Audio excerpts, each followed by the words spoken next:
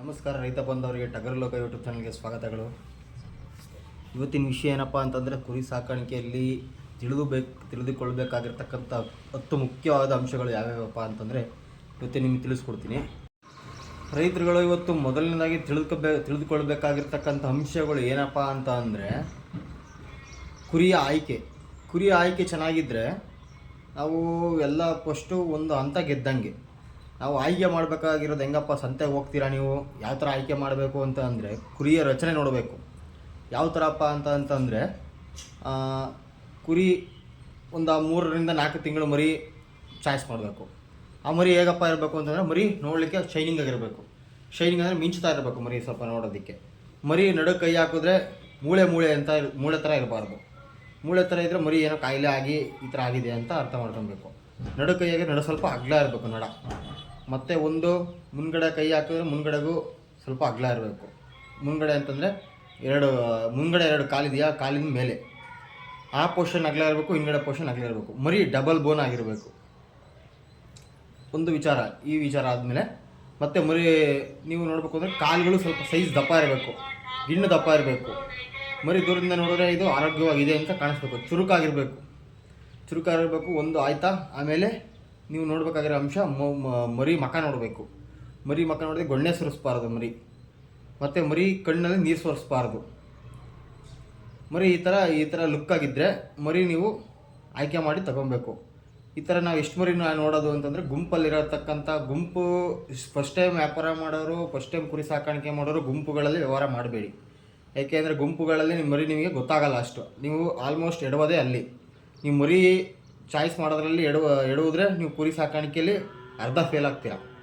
ಹಾಗಾಗಿ ನೀವೇನು ಮಾಡಬೇಕಪ್ಪ ಅಂತಂದರೆ ಮರಿನ ಸಿಂಗಲ್ಲಾಗಿ ತಗೊಳ್ಳೋದು ಬೆಟರ್ ಆಪ್ಷನ್ ಅನಿಸುತ್ತೆ. ಮರಿ ಗೊಣ್ಣೆ ಸೊರಿಸ್ಬಾರ್ದು, ಕಣ್ಣಲ್ಲಿ ನೀರು ಬರಬಾರ್ದು, ಮರಿ ಹೈಟ್ ಲೆಂತ್ ಇರಬೇಕು, ಮರಿ ನಡ ಅಗಲ ಇರಬೇಕು, ಮತ್ತು ಕಾಲುಗಳು ಸೈಜ್ ದಪ್ಪ ಇರಬೇಕು, ಕಾಲು ಚೊಟ್ಟಾಗಿಟ್ಟ ಇರಬಾರ್ದು. ಎರಡನೇದು ಏನಪ್ಪ ಅಂತಂದರೆ ಮರಿಗಳಿಗೆ ಆಹಾರ ನಿರ್ವಹಣೆ. ಆಹಾರ ಹೇಗೆ ಕೊಡಬೇಕು, ಯಾವ ರೀತಿ ಕೊಡಬೇಕು, ಯಾವ ಆಹಾರ ಕೊಡಬೇಕು ಅನ್ನೋದನ್ನು ತಿಳ್ಕೊಬೇಕು. ಒಂದು ಮರಿಗೆ ರಾಗಿ ಹುಲ್ಲಾಗಿರ್ಬೋದು, ಶೇಂಗಾ ಒಟ್ಟಾಗಿರ್ಬೋದು, ಹುರುಳಿ ಒಟ್ಟಾಗಿರ್ಬೋದು, ಸೋಯಾ ಒಟ್ಟಿರ್ಬೋದು, ಉದ್ದು, ಈ ಥರ ಯಾವುದೇ ಆದರೂ ಒಣ ಹುಲ್ಲು ಕೊಡ್ಬೋದು. ಆದಷ್ಟು ಸಾಧ್ಯವಾದಷ್ಟು ಮರಿಗಳಿಗೆ ಹಸಿರು ಹುಲ್ಲು ಕೊಡೋದನ್ನು ಅವಾಯ್ಡ್ ಮಾಡಿ. ಇದು ಮರಿಗಳು ಬ್ರೀಡಿಂಗ್ ಪರ್ಪಸಲ್ಲಿ ಬಂದಾಗ ಹಸಿರು ಕೊಡ್ಬೋದು. ಆದರೆ ನಾವು ಮರಿ ಕೊಬ್ಬಿಸುವ ಹಂತದಲ್ಲಿ ಇರಬೇಕಾದ್ರೆ ಮರಿಗಳಿಗೆ ನಾವು ಮಟನ್ ಪರ್ಪಸ್ಸಿಗೆ ಸಾಕ್ತಾಯಿದ್ದೀವಿ ಅಂತಂದರೆ ಆ ಮರಿಗಳಿಗೆ ಒಣ ಹುಲ್ಲು ಕೊಡೋದು ಭಾರಿ ಬೆಸ್ಟು. ಯಾಕೆಂದರೆ ಮರಿಗಳಲ್ಲಿ ಹಸಿರು ಮೇವಲ್ಲಿ ನೀವು 1 kg ಒಣ ಹುಲ್ಲು ಕೊಟ್ಟರೆ ಅದರಲ್ಲಿ 950 ಗ್ರಾಮಷ್ಟು ನೀರಿರುತ್ತೆ, 50 ಗ್ರಾಮಷ್ಟು ಮಾತ್ರ ಅದರಲ್ಲಿ ಪೌಷ್ಟಿಕಾಂಶ ಇರುತ್ತೆ. ಈಗ ನೀವು ಒಣ ಹುಲ್ಲಲ್ಲಾದರೆ ಅದರ ಆಪೋಸಿಟ್ ಆಗಿರುತ್ತೆ. ಹೇಗಪ್ಪ ಅಂತಂದರೆ 950 ಗ್ರಾಮಷ್ಟು ಪೌಷ್ಟಿಕಾಂಶ ಇರುತ್ತೆ, 50 ಗ್ರಾಮಷ್ಟು ನೀರಿನಂಶ ಇರುತ್ತೆ. ಹಾಗಾಗಿ ಮರಿಗಳು ಚೆನ್ನಾಗಿ ನೀರು ಕುಡಿತವೆ. ನೀವು ಒಣ ಹುಲ್ಲು ಕೊಡೋದ್ರಿಂದ ಮರಿಗಳು ಚೆನ್ನಾಗಿ ನೀರು ಕುಡಿತವೆ. ಮತ್ತು ದೇಹಕ್ಕೆ ಮರಿಗಳು ನಡುಕ್ಕೆ ಕೈ ಹಾಕಿದ್ರೆ ಗಟ್ಟಿಯಾಗಿರ್ತವೆ. ಮರಿಗಳು ಗಟ್ಟಿಯಾಗಿರ್ತವೆ, ಆರೋಗ್ಯವಾಗಿರ್ತವೆ.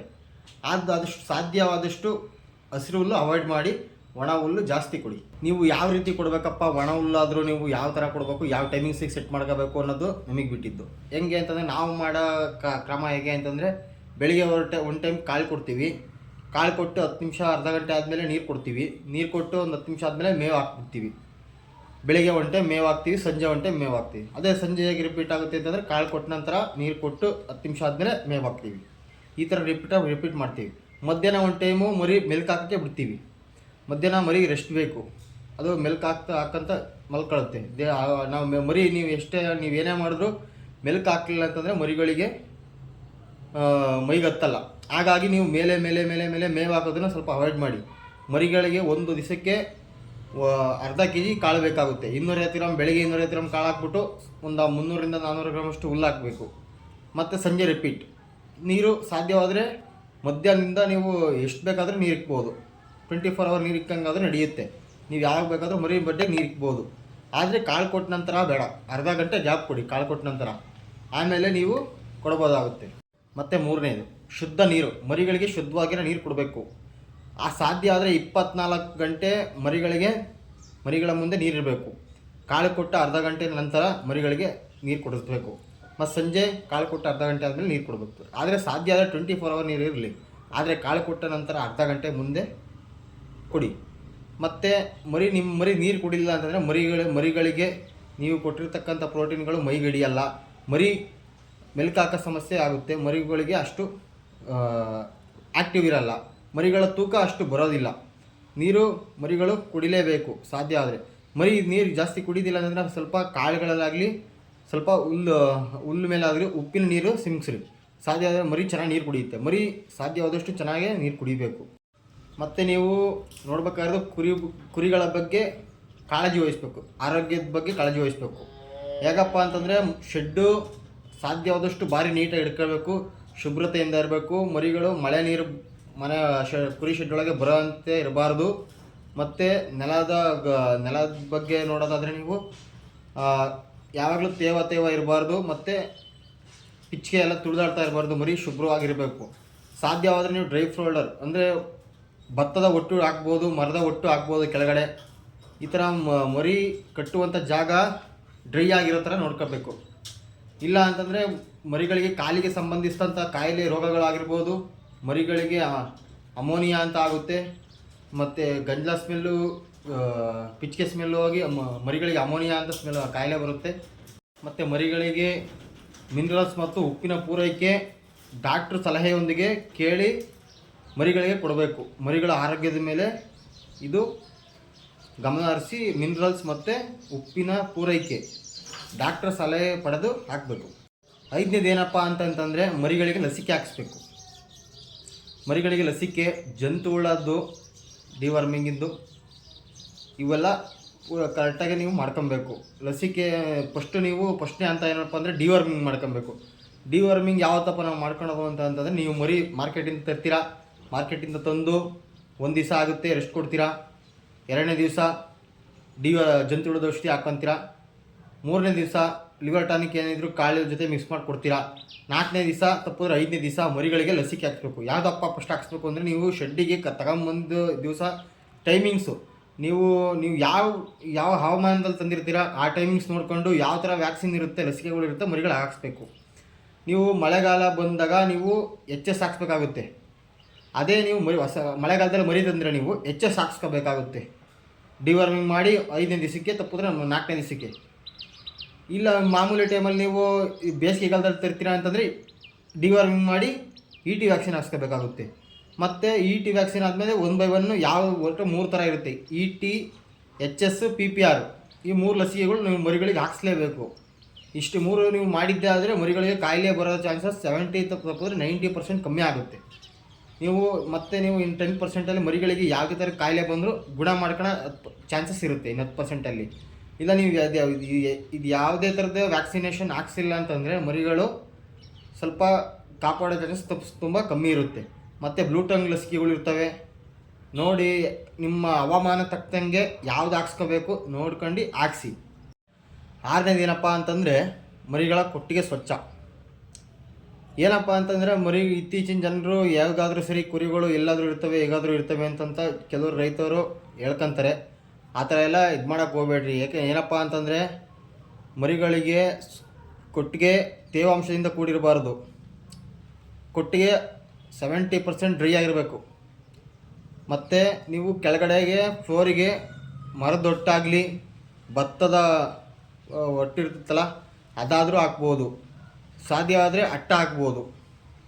ಇಲ್ಲ ಮರಿಗಳಿಗೆ ಮ್ಯಾಟ್ ಸಿಸ್ಟಮ್, ಈಗ ಅಟ್ಟಣಿಕೆ ಪದ್ಧತಿ ಅಂತ ಏನು ಬಂದಿದೆಯೋ ಅದನ್ನು ಮಾಡ್ಬೋದು. ಇಲ್ಲಾಂತಂದರೆ ಮ್ಯಾಟ್ ಸಿಸ್ಟಮ್ ಅಂತ ಬಂದಿಲ್ಲ ಅದನ್ನು ಹಾಕ್ಸ್ಬೋದು, ಏನು ತೊಂದರೆ ಇಲ್ಲ.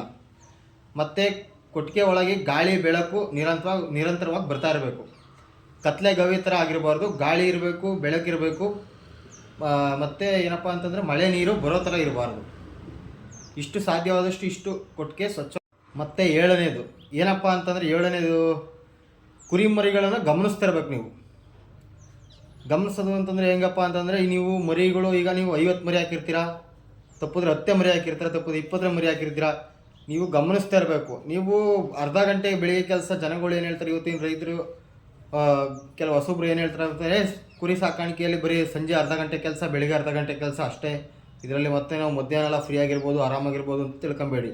ನೀವು ಇಲ್ಲೇ ಇಡ್ಬೋದು. ಯಾಕಪ್ಪ ಅಂತಂದರೆ ನೀವು ಕುರಿಗಳನ್ನು ಗಮನಿಸೋದಿಲ್ಲ.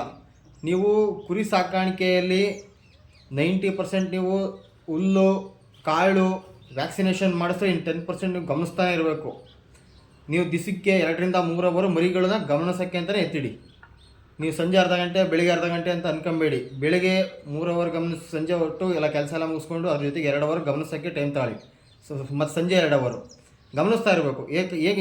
ಏನಕ್ಕೆ ಗಮನಿಸಬೇಕು ಅಂತಂದರೆ, ಮರಿಗಳು ಯಾವುದು ಹುಲ್ಲು ತಿಂತಿಲ್ಲ, ಮರಿಗಳು ಯಾಕೆ ಸಪ್ಪಗಿದ್ದಾವೆ, ಮರಿಗಳು ಯಾವ್ದು ಲೂಸ್ ಮೋಷನ್ ಮಾಡ್ಕೊತಿದ್ದಾವೆ, ಮರಿಗಳಿಗೆ ಯಾವಕ್ಕೆ ಜ್ವರ ಬಂದಿದೆ, ಇದೆಲ್ಲ ಗಮನಿಸಬೇಕು. ಹೇಗಪ್ಪ ಅದು ಮರಿ ಗಮನಿಸಬೇಕು ಅಂತಂದರೆ, ಒಂದು ಮರಿ ಗುಂಪಲ್ಲಿರ್ತಕ್ಕಂಥ ಮರಿ ಅದಕ್ಕೆ ಹುಷಾರಿಲ್ಲ ಅಂತಂದರೆ ಅದು ಏನು ಮಾಡುತ್ತೆ ಅಂದರೆ ಸೈಲೆಂಟಾಗಿ ಹುಲ್ಲು ತಿನ್ನಲ್ಲ, ಕಾಳು ತಿನ್ನಲ್ಲ, ಸೈಡಲ್ಲಿ ಹೋಗಿ ನಿಂತ್ಕೊಂಡ್ಬಿಡುತ್ತೆ, ಡಿಸೆಂಟ್ರಿ ಮಾಡುತ್ತೆ.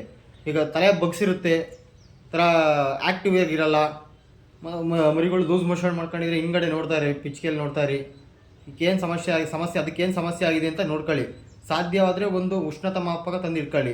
ಜ್ವರ ಚೆಕ್ ಮಾಡೋದು ಮರಿಗೆ ಸಾಧ್ಯ ಆದರೆ ಜ್ವರ ಚೆಕ್ ಮಾಡಿ, ಡಾಕ್ಟ್ರನ್ನ ಕೇಳಿ ಅದನ್ನು ಬಳಸಿ. ಎಷ್ಟು ಡಿಗ್ರಿಯಿಂದ ಎಷ್ಟು ಡಿಗ್ರಿ ಇದ್ದರೆ ಜ್ವರ ಬರುತ್ತೆ, ಜ್ವರ ಕಮ್ಮಿ ಇದೆ ಜಾಸ್ತಿ ಇದೆ ನೋಡ್ಕೊಂಡು ಚೆಕ್ ಮಾಡ್ಕೊಳ್ಳಿ. ಸಾಧ್ಯ ಆದರೆ ಆ ಮರಿಗಳನ್ನ ಗಮನಿಸ್ತಾ ಇರಿ. ಮತ್ತು ಅದಕ್ಕೇನು ಕಾಯಿಲೆ ಆಗಿದೆ ಅದನ್ನು ಗಮನಿಸ್ಕೊಂಡು ಅದಕ್ಕೆ ತಕ್ಷಣ ಔಷಧಿ ಕೊಡಿ.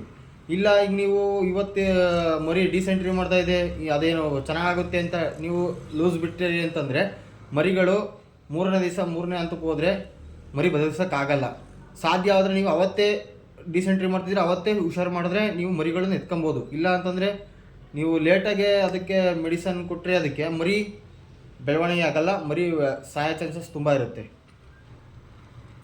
9ನೇದು ಏನಪ್ಪ ಅಂದರೆ, ನೀವು ಮರಿಗಳು ತಂದಿರತಕ್ಕಂಥ ಖರ್ಚು ವೆಚ್ಚ, ಫೀಡಿಗೆ ಹಾಕಿರ್ತಕ್ಕಂಥ ಖರ್ಚು, ಹುಲ್ಲಿಗೆ ಹಾಕಿರ್ತಕ್ಕಂಥ ಖರ್ಚು, ಮತ್ತು ಏನಪ್ಪ ಅಂದರೆ ನೀವು ಫೀಡು, ಹುಲ್ಲು, ಮರಿಗಳು ತಂದಿರತಕ್ಕಂಥ ಖರ್ಚು ಲೆಕ್ಕ ಹಾಕಿಟ್ಟಿರ್ರಿ. ಇದೇನು ಸಾಧ್ಯ ಆದರೆ ಬೇಕಾಗಿರುತ್ತೆ ಅಂತ ಅನಿಸಲ್ಲ. ಮತ್ತು ಆಲ್ಮೋಸ್ಟ್ ನೀವು ಕೊಡೋದಿದ್ರೆ ಇಂಥ ಪ್ರಮಾಣದಲ್ಲೇ ಕೊಡಬೇಕು, ಇಷ್ಟು ಪ್ರಮಾಣದಲ್ಲೇ ಕೊಡಬೇಕು. ಅದಕ್ಕಿಂತ ಮೀರಿ ನೀವು ಜಾಸ್ತಿ ಮರಿಗಳಿಗೆ ಏನೇನೋ ಹಾಕಿ ಸುಮ್ಕೆ ಜನಗಳು ಹೇಳ್ದಂಗೆ ಯಾವ ಥರನ ಫೀಡ್ ಕೊಟ್ಟು ಯಾವ ಥರನ ಇದು ಮಾಡೋಕ್ಕೋಗಿ ಮರಿ ಹಾಳು ಮಾಡ್ಕೊಂಬೇಡ್ರಿ. ಸಾಧ್ಯವಾದರೆ ನೀವು ಮರಿಗಳನ್ನು ಗಮನಿಸ್ತಿದ್ರೆ ನಿಮಗೆ ಆಲ್ಮೋಸ್ಟ್ ಖರ್ಚು ಬರಲ್ಲ. ಈಗ ನೀವು ಗಮನಿಸ್ತಿಲ್ಲ ಅಂತಂದರೆ ಮರಿಗಳನ್ನ ಹೆಂಗೆ ಬೇಕೋ ಹಂಗೆ ಬಿಟ್ಟರೆ ಸುಮ್ಕೆ ವ್ಯಾಕ್ಸಿನೇಷನ್ಗಳಿಗೆ ಡಾಕ್ಟ್ರಿಗೆ ನೀವು ಖರ್ಚು ಮಾಡಬೇಕಾಗುತ್ತೆ.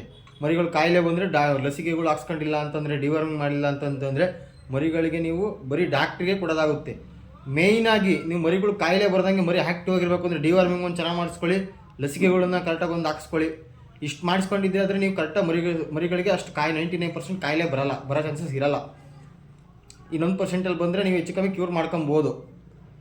ಇಷ್ಟು ಮಾಡಿಕೊಂಡ್ರೆ ನೀವು ಡಾಕ್ಟ್ರಿಗೆ ಆಗಲಿ ಏನಕ್ಕೆ ಆಗಲಿ ದುಡ್ಡು ಕೊಡೋ ಪರಿಸ್ಥಿತಿ ಇರಲ್ಲ. ಆದರೆ ಎಮರ್ಜೆನ್ಸಿಗೆ ನೀವು ಡಾಕ್ಟ್ರನ್ನ ಕಾಂಟ್ಯಾಕ್ಟ್ನ ಹಿಡ್ಕೊಂಡಿರಬೇಕು.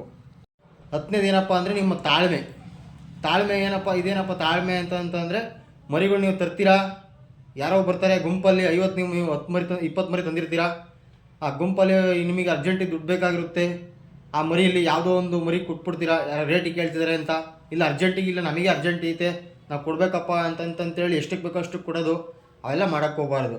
ತಾಳ್ಮೆಯಿಂದ ಇರಬೇಕು. ಮರಿ ನೀವು ಇಷ್ಟು ಇಂತಕ್ಕೆ ತಂದಿದ್ದೀರಾ ಅಂತಂದರೆ ಅಷ್ಟಕ್ಕೆ ಸೇಲ್ ಆಗಬೇಕದು. ನೀವು 6 ತಿಂಗಳ ತನಕ ಸಾಕಿ ನಾವು ಮಾರಬೇಕು ಅಂತ ಅಂದ್ಕೊಂಡಿದ್ರೆ 6 ತಿಂಗಳ ತನಕ ಮರಿ ಹಿಡ್ಕೊಳ್ಳೇಬೇಕು.